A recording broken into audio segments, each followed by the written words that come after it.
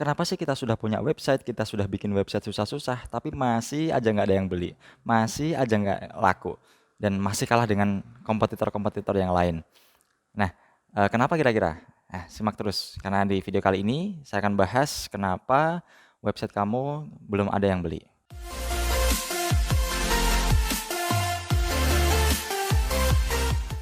Ya, jadi kemarin itu ada beberapa yang bertanya kepada saya, kenapa sih setelah saya bikin website itu kok nggak bisa langsung muncul di pencarian awal, di halaman pertama di Google?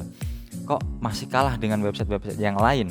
Nah, itu ada yang bertanya seperti itu, daripada saya capek ya balesin satu-satu, nih saya bikinkan videonya aja sekalian. Nah, tapi sebelum saya jawab, teman-teman ya, saya punya ini sekedar informasi aja ya. Saya punya pelatihan di mana pelatihan itu nanti teman-teman bisa belajar bagaimana cara membuat website dari awal sampai jadi dan bagaimana cara mengoptimasi website tersebut ya. Saya sudah bahas di pelatihan, namanya adalah pelatihan Mahir Website.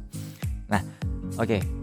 Sekarang saya jawab dulu kenapa website teman-teman yang sudah jadi itu nggak bisa muncul di pencarian awal atau kalah dengan kompetitor yang lain.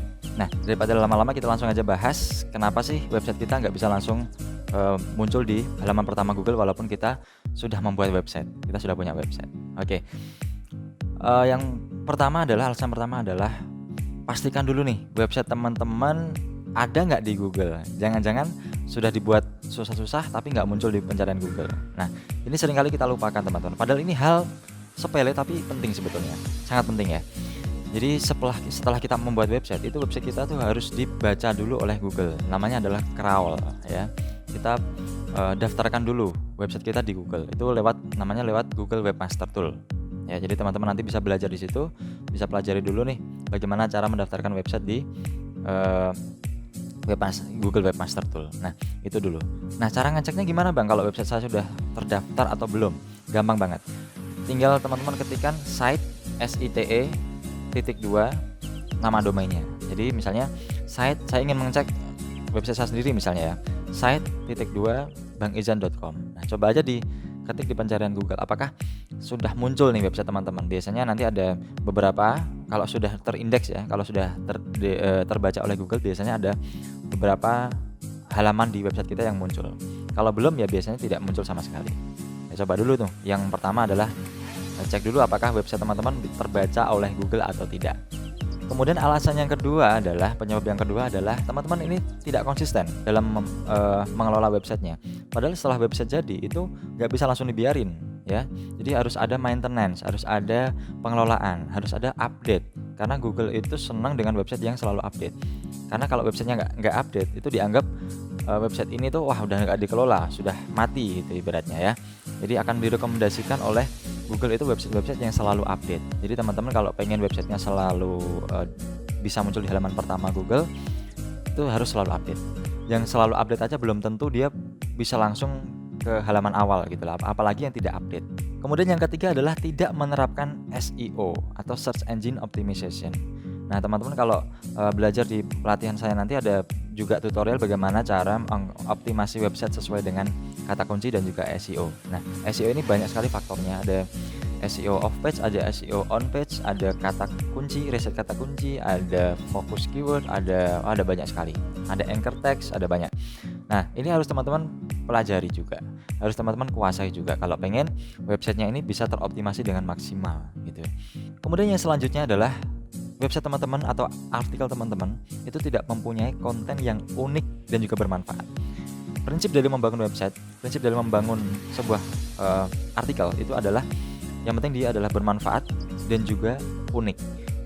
Jadi kalau teman-teman tinggal copy paste misalnya ya, punya kompetitor di copy paste, itu Google akan tahu ya. Sekarang dia sudah lebih cerdas daripada yang dulu. Kalau dulu kita model seperti itu mungkin dia nggak ketahuan. Tapi kalau sekarang sudah mulai algoritma sudah mulai berubah dan itu akan diketahui oleh si Google itu. Jadi teman-teman harus punya konten yang menarik dan juga bermanfaat dan juga unik. Kemudian yang selanjutnya adalah websitenya ini tidak responsif.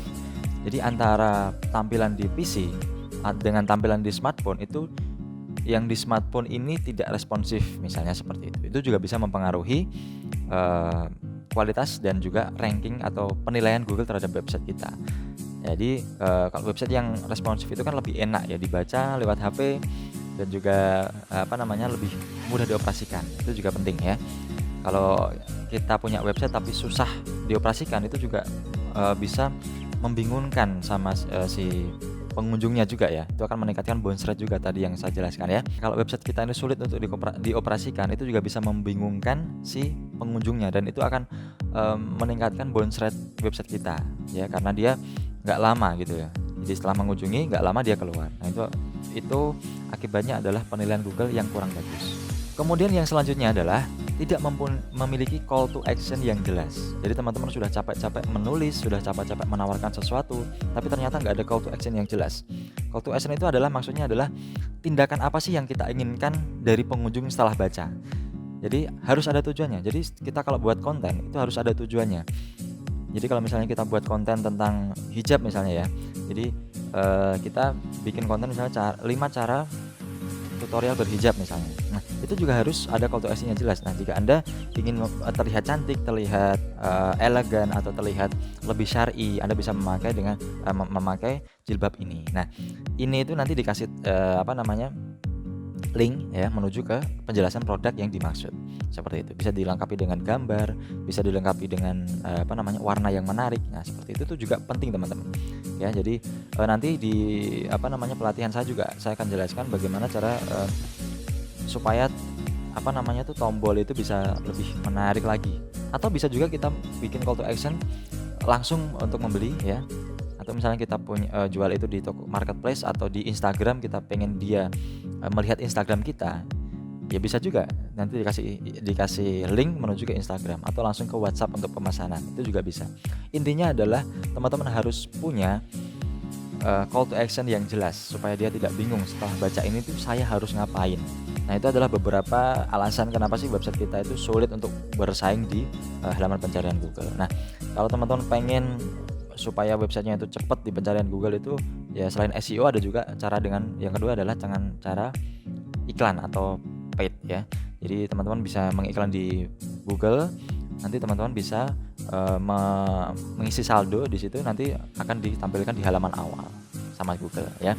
Nah, apabila teman-teman merasa kesulitan dalam beriklan di Google Ads atau di Facebook Ads, nanti teman-teman bisa hubungi saya, nanti saya bisa bantu untuk jasa untuk pembuatan iklannya seperti apa. Nah, oke, mungkin cukup sekian. Jangan lupa di like dan di subscribe.